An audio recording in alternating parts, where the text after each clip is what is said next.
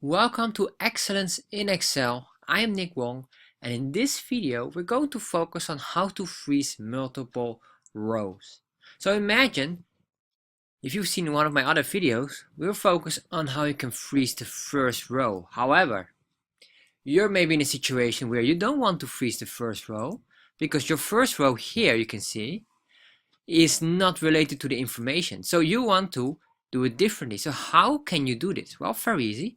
If you click on view, let's remove that. You can see if we would do just only this and we scroll down, we have an issue. It will not show the information we need. But what we want to do is we want to have these two rows. So what can we do? We just click here on unfreeze to remove the frozen rows. So let's see if it works. Yes, so now everything is cleaned up. And what we need is this one, freeze panes. So we will select from where we want to start the rows to be frozen.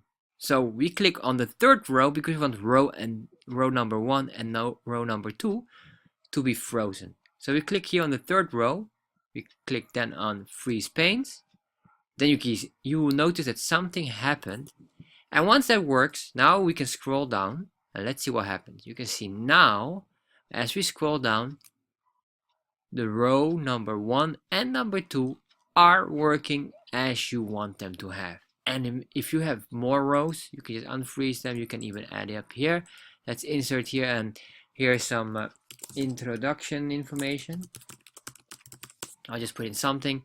You just select this one, freeze the panes, and then as we scroll down, there you are.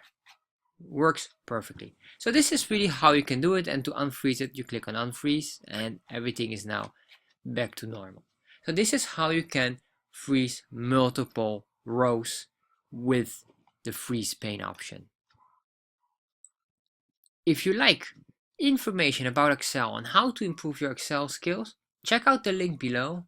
In there you can find a wonderful Excel course to improve your skills.